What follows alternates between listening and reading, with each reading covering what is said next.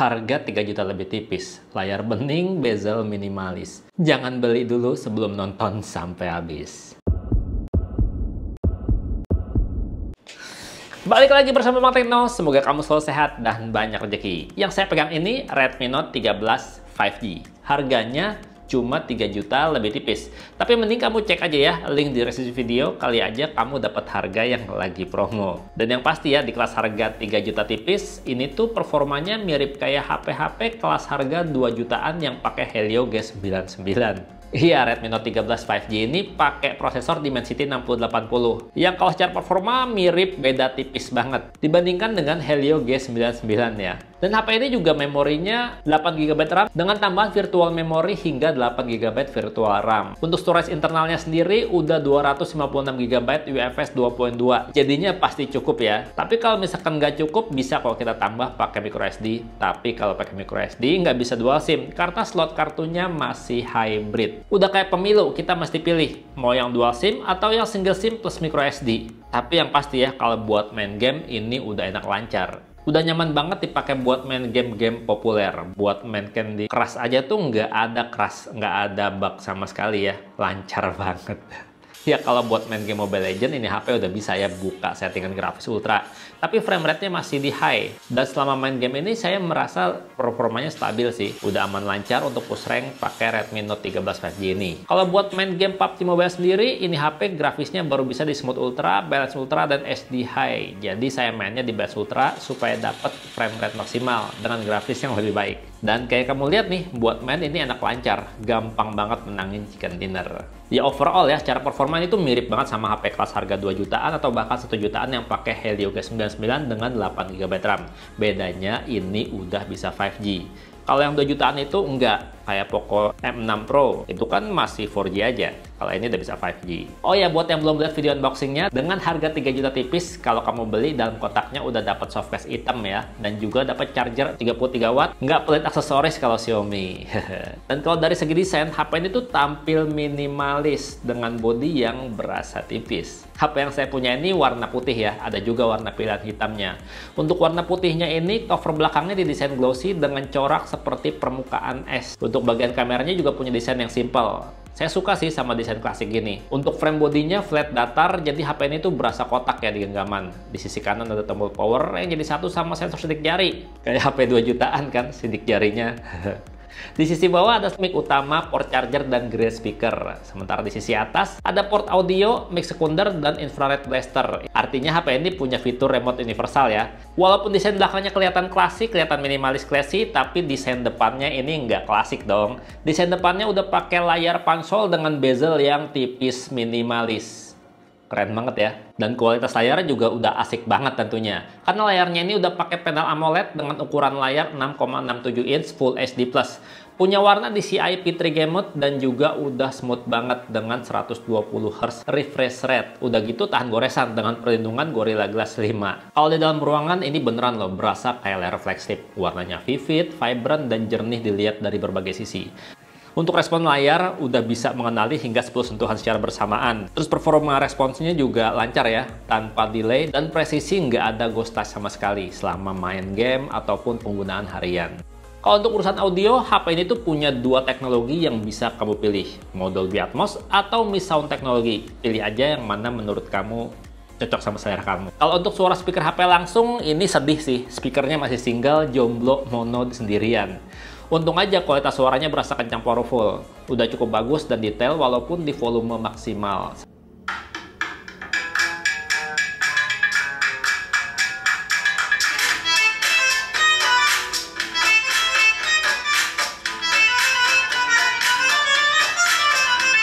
Oh iya, walaupun layarnya udah AMOLED, masih pakai sensor sidik jari di samping gini. Dan saya emang lebih suka di samping gini sih.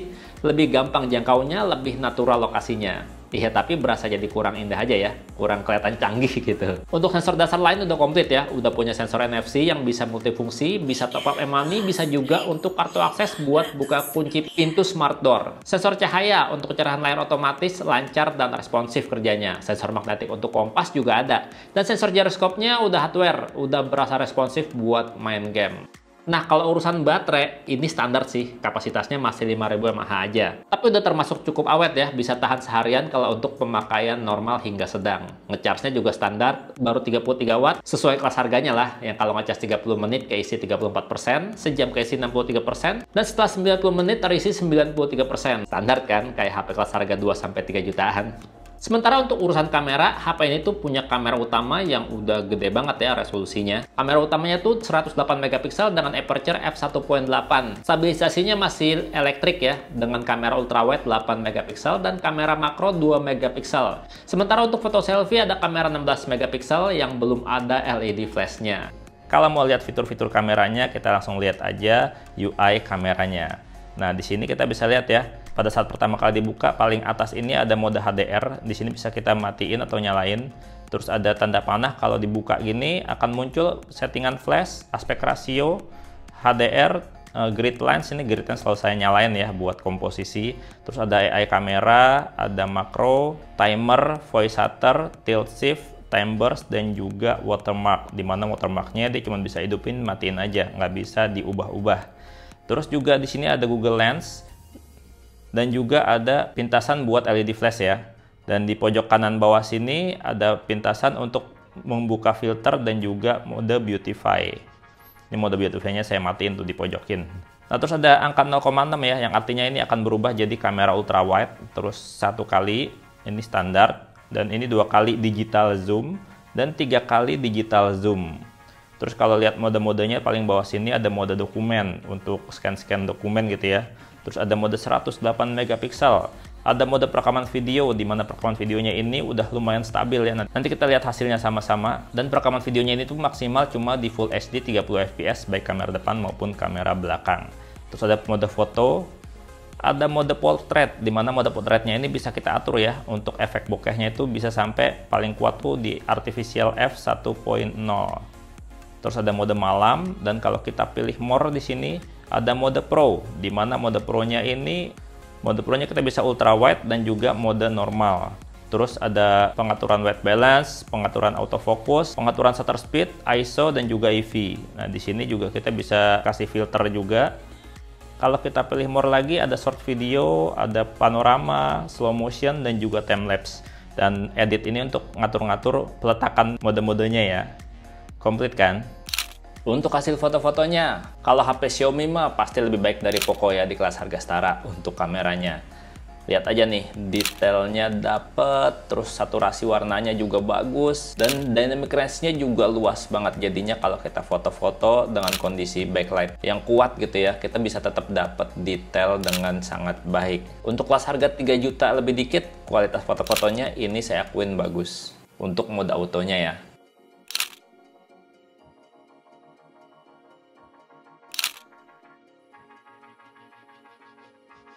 Sementara kalau untuk hasil foto-foto kamera makronya, sekelas kayak HP kelas 1 jutaan ya. Cuma 2 megapiksel aja dan juga masih fix fokus. Jadinya hasilnya ya apa adanya kayak gini. Sementara kalau untuk hasil foto-foto mode portraitnya, HP ini bisa mengeksekusi potongan blur dengan sangat rapi. Aksesoris di tubuh seperti ujung kacamata, ujung topi itu tetap bisa tereksekusi dengan baik. Bahkan nggak cuma orang, barang juga bisa difoto pakai mode portrait ini. Sementara untuk kamera ultrawide-nya ini cakep banget asli. Karena fitur HDR-nya kuat banget dan aktif. Kamu bisa lihat ya, walaupun matahari tertangkap kamera, hasil fotonya masih tetap kelihatan keren. Ini cocok banget nih kalau buat foto-foto pemandangan. Cakep banget kan hasil. Sementara kalau untuk foto-foto mode malam hari, HP ini bisa menangkap detail langit dengan cukup baik ya. Awan-awan kelihatan, bulan bintang juga ada titik-titiknya. Untuk bagian lampu berasa detailnya dan juga nggak over bright ya. Terus kalau kita lihat bagian shadow, bagian gelap, dia tuh cukup minim noise untuk kelas harga setara. Perekaman video Full HD 30 fps ya di Samsung. Ya, ini dia perekaman video pakai Full HD di 30 fps. Kualitasnya kayak gini, dan kualitas suaranya juga seperti yang kamu dengar. Ini udah stabil sih dipakai buat jalan ya.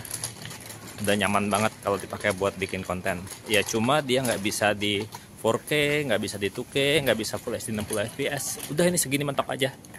Dan kalau untuk ngelihat seberapa bagus dia kalau misalkan dipakai buat konten yang detail-detail, ini sih udah detail banget. Udah cukup banget kalau misalkan mau pakai buat konten. Fokusnya pindahnya juga cepet ya, nggak perlu pakai di tab. Udah keren. Nah, kalau ini rekaman video pakai kamera depan ya, kamu bisa lihat untuk dynamic range-nya dia cukup bagus ya. Langitnya tuh masih berasa kelihatan ada birunya gitu, nggak putih doang. Itu kalau kita lihat ya, langitnya ada birunya. Dan muka saya tuh tetap terang gitu. Ini udah cukup bagus sih kalau untuk kamera depannya. Kamera depannya juga sama ya, Full HD aja di 30 fps aja. Dan untuk suaranya kayak gini. Ini kondisinya agak berangin ya. Dan kalau menurut saya ini suaranya udah cukup bagus sih. Dan dia juga punya 2 mic ya, jadi suaranya lebih bagus gitu. Sayangnya Redmi Note 13 5G ini sesuai namanya ya, masih pakai Android 13. Masih pakai MIUI, belum pakai HyperOS dan juga belum Android 14. HP-HP sekarang rata-rata yang baru keluar udah Android 14 loh.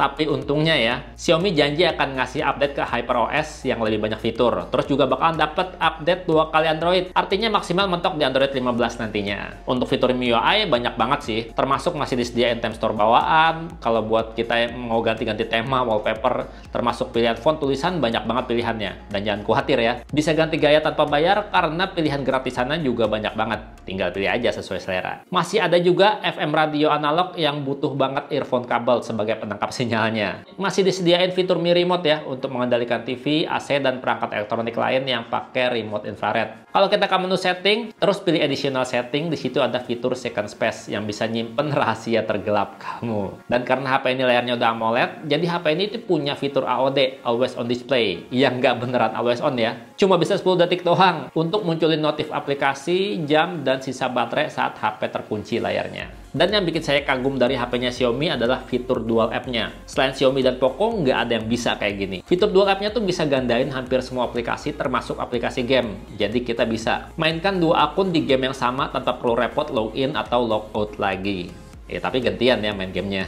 Banyak banget sih fitur MIUI, dan tentunya aja ada tambahan gangguan iklan. Ya ada, tapi nggak banyak. Ya intinya kalau kamu pengen HP 5G ya dengan harga terjangkau, tapi desain minimalis manis kayak gini, terus layarnya juga bening cerah kinclong kayak gini, ya bisa pilih Xiaomi Redmi Note 13 5G ini. Tapi kalau menurut kamu 5G itu nggak butuh ya, kayak saya di sini nih, mau kemana aja gitu ya, jarang banget nemu sinyal 5G. Ya saya masih lebih pilih yang 4G, bisa pilih HP lain kayak Poco M6 Pro misalnya. Ya walaupun kalau untuk kualitas Xiaomi itu pasti lebih baik bodinya ya. Dan segitu aja videonya. Bang Tata pamit, sampai jumpa di video berikutnya. Bye-bye. Redmi Note 13 5G. Mending Poco sih, M6 Pro. Lebih murah, performa mirip, tapi kameranya udah YS. Ini belum.